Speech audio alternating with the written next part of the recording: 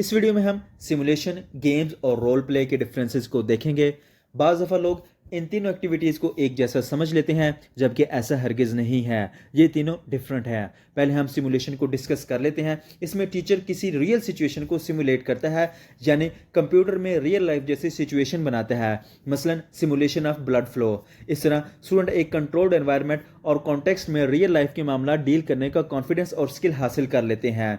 Simulation जितनी reality से करीब तर होगी उतनी ही बेहतर होगी। उन्हीं रूल्स को हम सिमुलेशन में अप्लाई करते हैं जो हम रियल लाइफ में अप्लाई करते हैं। सिमुलेशन में हमने प्रोसेस और आउटकम्स को देखना होता है कि हम एक्सपीरियंस गेन करें। अगर एक्सपीरियंस शॉर्ट हो तो उतना ही बेहतर होता है, लेकिन सिमुलेशन लॉन्ग भी हो सकती है। मसलन डिज़ाइन एंड कंस्ट्रक्शन प्रोजेक्ट्स में प्रोडक्शन टीम की सिमुलेशन, इसमें हमने क्वालिटी ऑफ प्रोडक्ट या आउटकम को नहीं देखना होता, बल्कि हमने एटीट्यूड, इनसाइट्स, स्किल्स में चेंज देखना होता है। एडवांटेज ऑफ सिमुलेशन, चूँकि सिमुलेशन रियल नहीं होती, इसमें स्टूडेंट फेल नहीं होता, इसलिए हम इसमें रिस्क ले सकते हैं। इसमें स्टूडेंट्स को अपॉर्चुनिटी मिलती है कि वो उन रोल्स और रिस्पॉन्सिबिलिटीज़ को भी एक्सपीरियंस कर सकें जो नॉर्मली सीनियर लोगों की होती हैं। आमतौर पर छोटी छोटी प्रॉब्लम्स को हम एलिमिनेट कर सकते हैं। इसमें रिफ्लेक्शन पर फीडबैक भी मिलता है और साथ साथ इसमें फ्लेक्सिबिलिटी होती है। इसके कॉन्स्ट्रेंट्स यानी कंडीशंस, गोल्स और टाइम शेड्यूल्स को हम चेंज कर सकते हैं। इसमें आउटकम और असेसमेंट का क्राइटेरिया भी सिंपल होता है। बाज़ दफ़ा real life learning painful, slow और कंफ्यूजिंग होती है। कई एक रिस्क भी इन्वॉल्व होते हैं जिसको मैनेजर और लर्नर जानबूझकर अवॉइड करते हैं। हमारी सेंसेस भी लिमिटेड होती हैं और बाज़ दफ़ा अटेंशन भी डाइवर्ट हो जाती है, क्योंकि लर्नर कभी भी तमाम ज़रूरी स्किल्स एक ही वक्त में इकट्ठी नहीं सीख सकते। इसलिए अगर कंट्रोल्ड एनवायरनमेंट में उनकी प्रैक्टिस की जाए तो स्किल्स सीखना आसान होती है। टीचर सिमुलेशन को ओपन या क्लोज बना सकते हैं। ट्रेनिंग के लिए आम तौर पर डिफाइंड रोल मॉडल और प्रोसीजर्स को फॉलो किया जाता है। बाद में इन्वेंशन प्रोजेक्ट्स की बारी आती है, लेकिन टीचर अगर स्टूडेंट्स की ट्रेनिंग पर ज़्यादा फोकस ना दें तो मिसमैच रिजल्ट्स भी आ जाते हैं। इम्प्रूविंग सिमुलेशन, कुछ ऐसे फैक्ट्स होते हैं जिन पर अगर हम थोड़ी सी तवज्जो दें तो सिमुलेशन को काफ़ी इंप्रूव कर सकते हैं। मसलन इस बात को इंश्योर करना चाहिए कि रियल वर्ल्ड एक्सपीरियंसेस और सिमुलेशन में क्लोज मैच होना चाहिए, और फिर सिमुलेशन इस काबिल हो कि स्किल्स, इंसाइट्स और एटीट्यूड्स को रियल लाइफ सिचुएशन में ट्रांसफ़र कर सकें, और गुड वर्किंग प्रैक्टिस के लिए एनवायरनमेंट अप्रोप्रिएटली इक्विप्ड होना चाहिए। अब एक एग्जाम्पल को देख लीजिए। कुछ फायर ऑफिसर्स ने एक ट्रेनिंग कोर्स डिज़ाइन किया जिसमें फायरमैन ने मोटरवे पर एक्सीडेंट्स को डील करना था। इसके लिए उन्होंने एक सिमुलेशन बनाई जिसमें शिप्स, टावर ब्लॉक्स, रेलवेज और कुछ दूसरी बिल्डिंग्स बनाई गई। इन बिल्डिंग में से किसी एक में भी आग लग सकती है। अब जब फायरमैन ने ये कोर्स कंप्लीट कर लिया तो ये प्रॉब्लम हुई कि उनकी लर्निंग को कैसे इवेल्युएट किया जाए।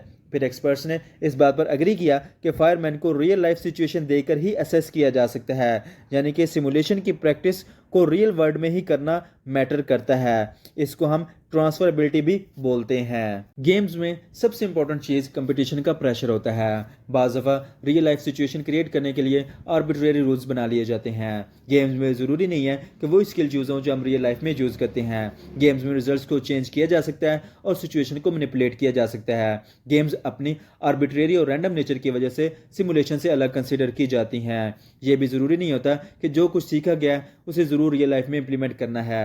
इनमें ऐसी लर्निंग होती है जिसमें ह्यूमन बिहेवियर को चेंज किया जाता है और इनमें डिसीजन मेकिंग से रिलेटेड चीज़ों को इन्वॉल्व किया जाता है। एज ए टीम काम करने की सलाहियत पैदा होती है। कंपटीशन का स्पिरिट और प्रॉब्लम सॉल्विंग के साथ साथ विन करना सीखा जाता है। कुछ गेम्स को बोर्ड पर खेला जाता है, ऐसी गेम्स को बोर्ड गेम्स कहते हैं, मसलन लूडो, कैरम बोर्ड और चेस वगैरह। कुछ गेम्स फिजिकल होती हैं, कुछ गेम्स इंटेलेक्चुअली पावर्ड होती हैं, मसलन सॉल्विंग मर्डर्स वगैरह। और भी बहुत किस्म की गेम्स होती हैं। गेम्स को यूज़ करने से पहले ये देखा जाता है कि इनमें क्या कुछ इन्वॉल्व है और किस लिए है। अगर गेम्स को अच्छे से हैंडल ना किया जाए तो ये डेंजरस भी हो सकती हैं। बाज़ दफ़ा गेम्स में बहुत ज़्यादा शोर शराबा आ जाता है और गेम्स का अपना मोमेंटम बहुत ज़्यादा हो जाता है, जिससे ये पता नहीं चलता कि क्या कुछ सीखा जा रहा है। इसलिए गेम्स पर कंट्रोल होना इंतहाई ज़रूरी है। स्टूडेंट्स ऐसी चीज़ों को बहुत इंजॉय करते हैं जिसमें बहुत ज़्यादा फ़न हो, इससे लर्निंग भी ज़्यादा टाइम होती है। स्टूडेंट्स को ये पता होता है कि जो वो खेल रहे हैं वो रियल नहीं है और रिजल्ट्स भी आर्बिट्रेरी आने हैं, तो फिर भी बाज़ दफ़ा वो बहुत ज़्यादा सीरियस हो जाते हैं और इमोशनल प्रेशर बढ़ जाता है और एंग्जाइटी आ जाती है। ٹیمز میں کھیلتے ہوئے اگر کوئی اسٹوڈنٹس ہار جائے تو وہ بہت زیادہ اینگری ہو جاتا ہے اور ڈی مورلائز ہو جاتا ہے. اسٹوڈنٹس اور ٹیچر کو پہلے اس بات پر ایگری ہونا چاہیے کہ اسٹوڈنٹ سیکھنے کیا جا رہے ہیں, یعنی آبجیکٹیو کیا ہے. لیکن جب وہ کھیل میں مگن ہو جاتے ہیں تو ان کا فوکس آبجیکٹیو سے ہٹ جاتا ہے. پھر ایک ہی صورت بچتی ہے کہ گیمز کھیلنے کے بعد وہ اس بات کو ریفلیکٹ کریں کہ انہوں نے کیا سیکھا ہے, لیکن اس سے لرننگ بہت ہی کم ہوتی ہے.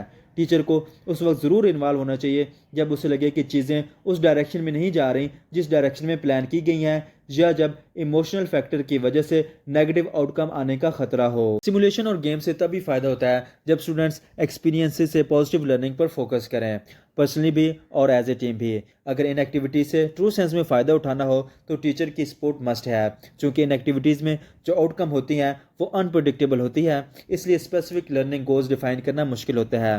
البتہ کچھ آؤٹ کمز ڈیفائن کی جا سکتی ہیں, مثلا ٹیم ورک اور پلاننگ کی ویلیو کو انڈرسٹینڈ کرنا, رولز اور رسپانسبلٹیز کو سمجھنا, اپنی اسٹرینتھ اور ویکنیسز کو ڈسکور کرنا, ایز اے ٹیم ایفیشینٹلی کام کرنا, پرابلمز کو سسٹمیٹیکلی ہینڈل کرنا, فرسٹریشن اور سٹریس کو ڈیل کرنا, اور کانفیڈنس حاصل کرنا. بہت ساری سیمولیشن میں رولز انوالو ہوتے ہیں. بعض دفعہ ایک اسکرپٹ کو بھی فالو کیا جاتا ہے جو کریکٹرز کو کنٹرول کرتا ہے. سیمولیشن کو ریئل بنانے کے لیے اسپیسیفک کریکٹرز کی ضرورت ہوتی ہے. مثلا کچھ کریکٹرز ایسے ہوتے ہیں جو کام کمپلیٹ کرنا چاہتے ہیں, کچھ کام کے راستے میں رکاوٹ ڈالتے ہیں, کچھ کا اپنا پرسنل ایجنڈا ہوتا ہے. اگر اس طرح رولز پر فوکس کیا جائے تو یہ ایکسرسائز رول پلے بن جاتی ہے. رول پلے میں جب جاتے ہیں تو اس میں رول میں پورا انوالو ہونا ہوتا ہے اور اپنی پرسنالٹی کو پیچھے چھوڑنا ہوتا ہے. اس سے کہیں ایک قسم کی ڈیفیکلٹ لرننگ بڑی آسانی کے ساتھ ہو جاتی ہے. رول پلے کو بڑی احتیاط سے استعمال کرنا چاہیے. یہ یا تو ایفیشینٹلی یوز ہوتی ہے یا پھر ڈینجرس بن جاتی ہے. اس میں فیلنگز, ایموشنز, امیجز, ویلیوز وغیرہ کو انوالو کیا جاتا ہے. بعض دفعہ ایسی چیزیں سب کانشیس میں ہڈن ہوتی ہیں. رول پلے میں کچھ رولز بڑے ہی فرینڈلی ہوتے ہیں اور کچھ بڑے ہی ٹرامیٹک, کیونکہ اس میں ہم نے لوگوں کی فیلنگز کو ڈسکور کروانا ہوتا ہے یا دوسروں کے ساتھ ریلیشن شپ کو ڈسکور کروانا ہوتا ہے. اس لیے یہ لوگوں کے لیے بڑی اہمیت کے حامل ہوتے ہیں.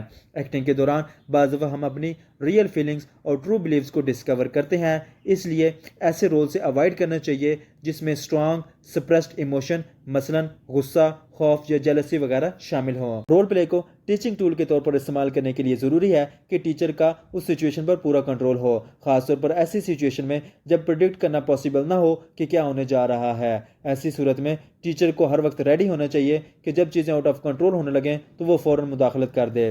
رول پلے کی کوئی ویلیو نہیں ہوتی جب تک کہ ہر شخص کو گائیڈ نہ کر دیا جائے کہ وہ کون سا رول پلے کرنے جا رہا ہے اور اس ایکسرسائز میں انہوں نے کیا ڈسکور کرنا ہے. اس کے لیے ایک پلاننگ سیشن ضروری ہوتا ہے جس میں چیزوں کو ایکسپلور کیا جائے اور ایکسپلین کر دیا جائے. ہر کسی کو اپنا رول ایکسپلین کرنے کو کہیں اور پھر انہیں اپنی پرسیپشن بتائیں. اس طرح اینڈ پر ایویلیوشن کرنا ایزی ہو جاتا ہے. اگر آپ کو یہ ویڈیو اچھی لگی ہو تو اس ویڈیو کو لائک کر دیجئے, بینگ ایجوکیشنسٹ چینل کو سبسکرائب کر لیجئے اور بیل آئیکن کو پریس کر دیجئے تاکہ نئی آنے والی کوئی ویڈیو مس نہ ہو. شکریہ.